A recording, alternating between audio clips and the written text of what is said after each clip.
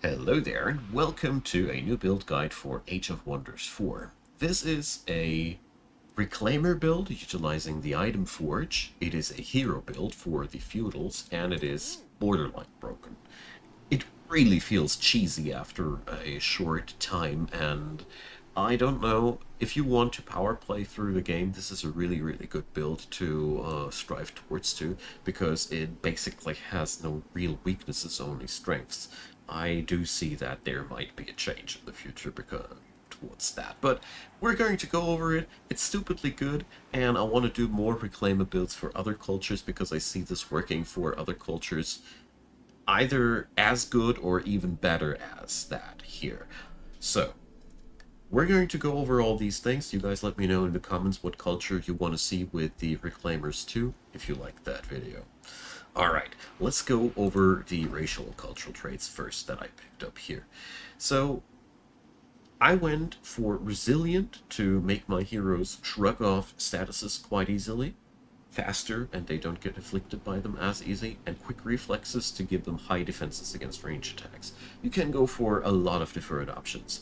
Just mind you that you need to pick your heroes from your own culture or species if you want to have these bonuses. You can of course mix and match with all the other cultures and species out there, but if you want to use these, you have to pay attention to that. A very honorable mention goes to swapping away Resilient for Overwhelm Tactics and Adaptability. So you get extra XP, faster leveling is really powerful in this build, and extra crit chance is on heroes extremely good. So go for it as you please. This is a more defensive splice of that build. Cultural traits. I went of course for Reclaimers. It gives you instant access to the item forge and extra binding essence for infestations, wonders, cities, and province pillaging. This build mostly uses the adventuring part, namely infestation clearing and wonder clearing. You're not as good at warfare, that's why I want to splice this build into different cultures as well, but it is what it is, giving you access to exactly the items that you want. Stupidly good. And for the feudal variation of this build, I went with adept settlers. It's just you're an expansionistic culture, and this trait gives you all the power that you need for your fantasy. You can build cities cheaper, which is really good. This build is playtested and brutal, by the way, and you can get yourself cities very fast, and you can have 4 right from the get-go. That means 4 heroes really quickly, and that's the stuff we're using here. I don't know what to swap adept settlers on the feudals, in all honesty. Let me know what you think, but I personally saw this combo really tasty and really powerful. And before we get into the tomes, I also want to mention the feudal culture has feudal lords, therefore it's a really good culture for a hero swarm build, and stand together works really good for heroes as well, just basically pumping up their damage by 20% if they just happen to stand next to each other. It's really good. Okay, tomes. So here we play a hero-centric library. So I went with the first tome with Alchemy. Alchemy is really good. At the beginning of the game, you need to build a lot of cities before you can really go into the hero swarm, and this tome helps you. The Afflictors are just much better than your archers, helping you to clear out stuff in the early game. Afflicting Miasma is really useful and powerful spell, with the afflicted status giving you access to lots of negative statuses, weakening the enemy. Really good stuff. Material Refinery is really good for your economy, and Mysterious Tonic, well, if you run supporters, it allows you to have better status effect control, anti-magic tincture, active spell, 1 hex radius, status cleanse. Powerful stuff. Really good, because statuses are our kryptonite, basically. Fumigation, if you want to use it as a siege project, go for it. It's nothing too impressive. There's better things to research. I want to emphasize how good Distribute Tonic on your heroes will be. It is a touch skill, and it's a free action. Buffing and cleansing. So if ever somebody is going to be afflicted by a negative status, you can transform that into a buff for basically free. Really good stuff. I have that running on all of my heroes, and I was impressed how easy status control can be. And if there's not enough statuses, heck, it's a free buff. It's really good. Alchemist's Lab gives you access to more research posts, so this build is also research powerful, as you will see down the road there as well. Tome of Faith is the second one. Support heaviness in this build allows you to keep your heroes alive, and that is something I paid a lot of attention to. So we have access to Mending Touch, which is a free action for your heroes. Again, free healing stuff. They can heal themselves, allies, summons, good stuff all across the board. I really try to have that again on all of my heroes if possible. The Abbey gives you more knowledge generation, but also the spells in here are really good for you. Faithful Whispers is extremely interesting, as you can get magic materials from vassals, so getting these cities into vassalization status faster means faster magic materials, so this spell is a powerhouse for your culture.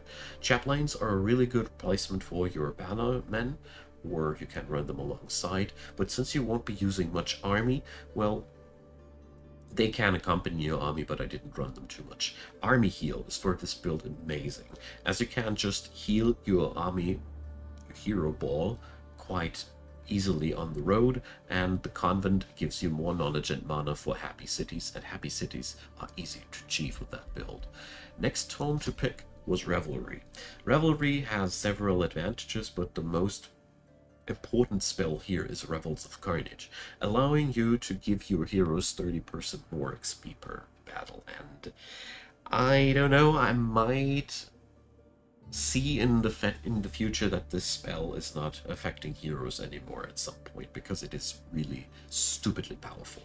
So powerful that you can ditch the adaptability trait entirely on your culture, as you will just level up your heroes like crazy if you keep that thing running. It is just that good. The Skalds can run alongside of your hero ball as well, really decently. Just personally try to have them only alongside on the emergency army. Revel is hard, is really good, as these minor race transformations affect your heroes, right? The unit enchantments, they don't, but they will affect your summons, so don't ditch them altogether. Unit enchantments can be really good as well, because we are utilizing summons a lot. So Revel's Triumph is, well, for your summons a thing, but I rarely pick it because heroes can't affect heroes with that, so it's not as good for this build as it could be.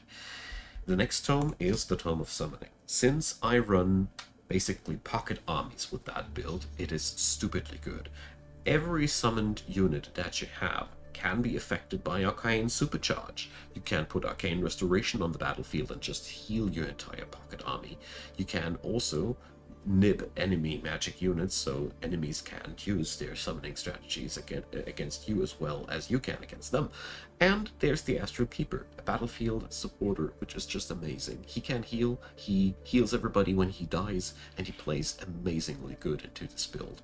Also, the Wisp Familiar, I have that running on all of my battle mages, and it is another free unit, and it is darn easy with this build to have only 6 units in the banner, but an entire army on the battlefield due to tomes like these.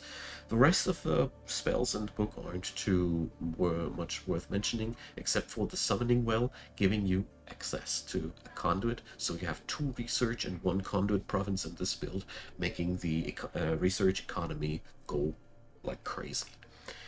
In the tier 3 tome, you're basically able to freestyle. Honestly, this combination of tomes is really everything your heroes need to go places.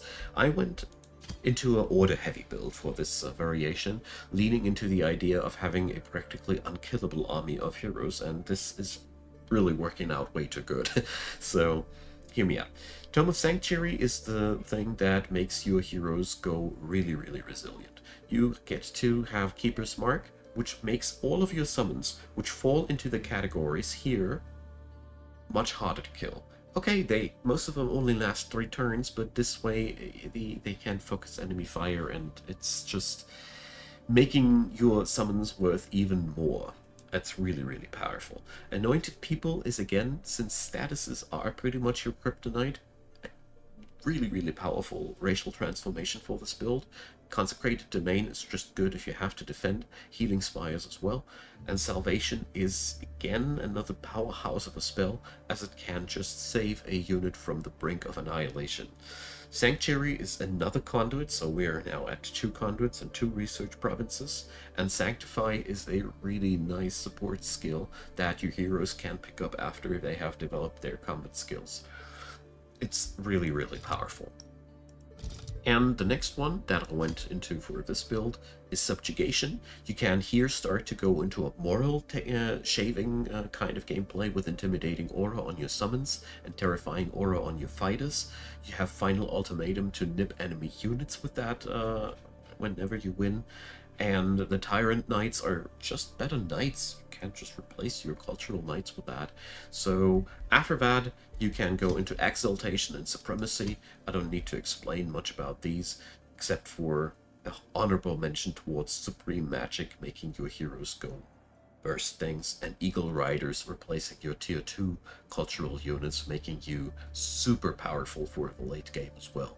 There's, like I said in the intro, this build has almost no weaknesses, and it's just too good at what it does.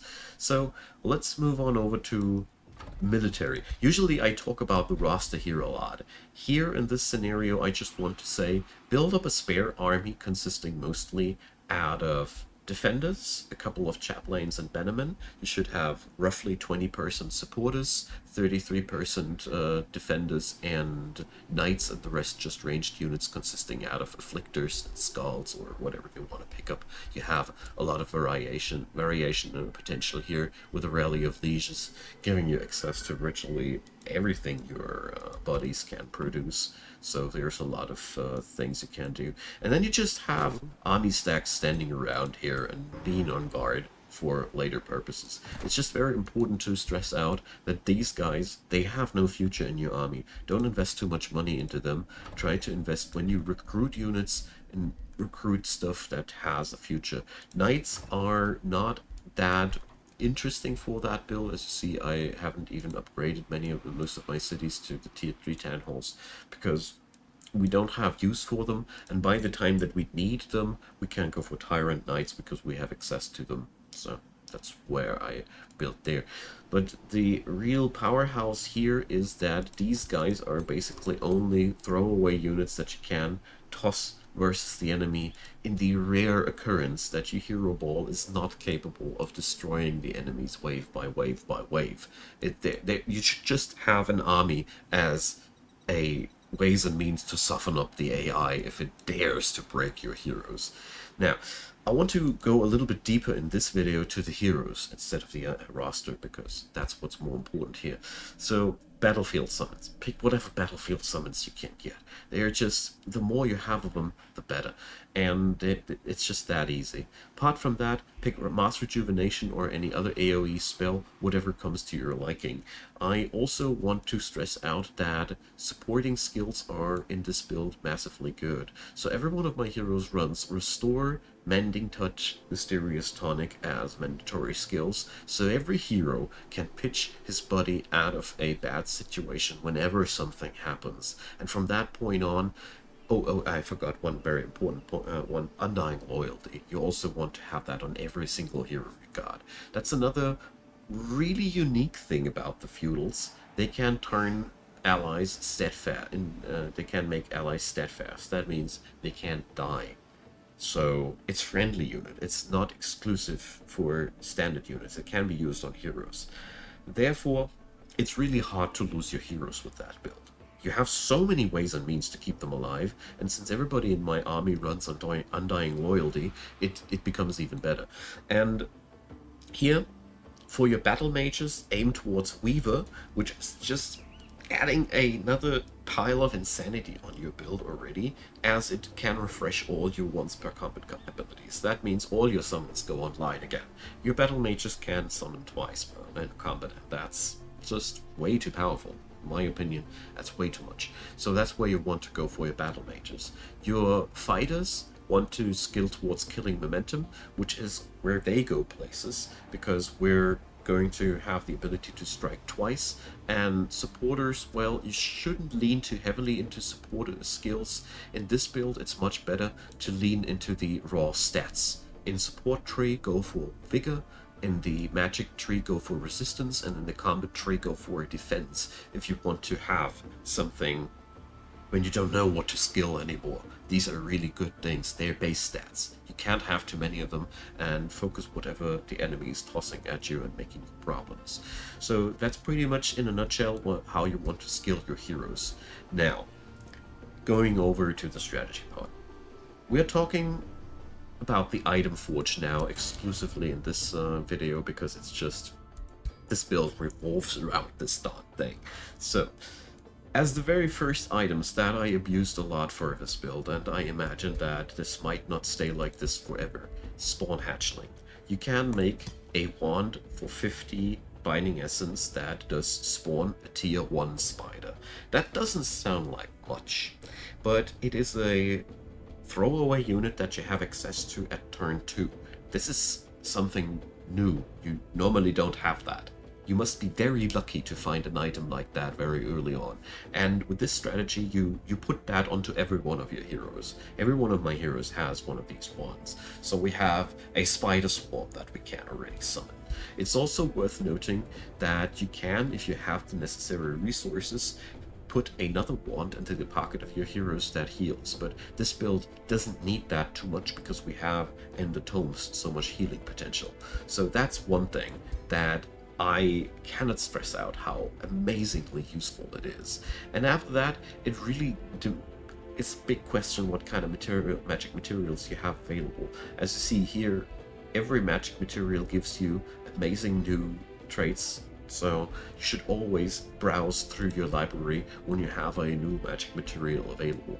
But when you don't have any magic materials available, another thing is very, very accessible for everybody, and that's weaponry. So whatever weapon you want to craft, it's very simple. Just add in effects until it hits tier 4. That alone is a way to get yourself a powerful weapon, and there's enough traits that you can pick up that get you there without needing any materials. As you see here, boom, tier 4. This is a powerful weapon. It was, before the item forge, really almost impossible to find tier 4 weapons reliably.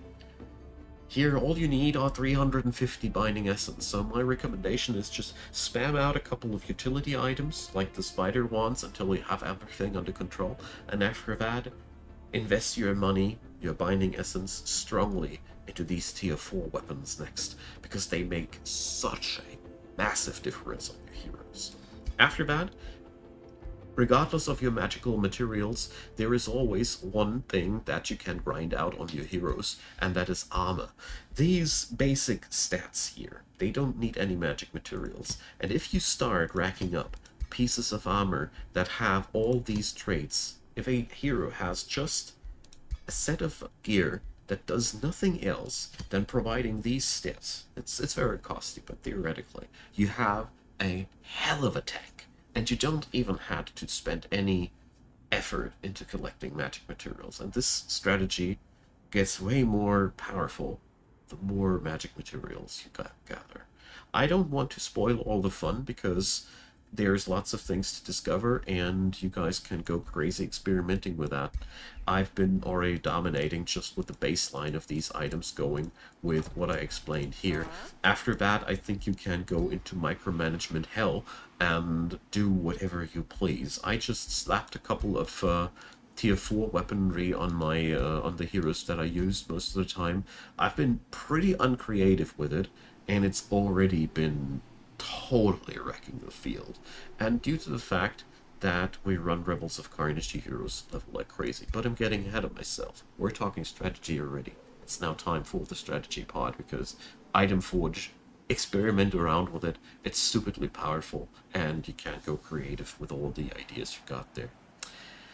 Now, strategy-wise, I need to stress out that you are a weak hatchling at the beginning of the game, and you want to just roam around and spot places where you want to build cities at. These cities you develop as quick as, or the outposts you develop as quick as possible into cities. You should try to grab yourselves the fruitful integration and military engineering traits as quick as possible, as they help your strategy a lot, making the cities faster available. And don't waste too much money on army. Save your money for heroes. If you don't have a super aggressive AI around you, it's even smarter not clearing out all the enemies around you before you have founded your cities, because you want that hero ball to absorb all the XP.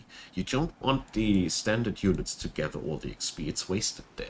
The hero ball is growing with every army that you can give them. So basically, your early game is very anti-intuitive as you're just roaming around and you're just founding cities. You need to fight off the infestation armies, at least if you're playing on brutal.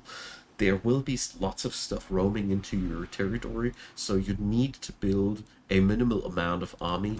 So as you see here, these are the leftovers of my minimal amount of army. I didn't recruit a single unit after that anymore, because I was a little bit lazy on that run. You could and should do better. As you see here, my resources are piling up.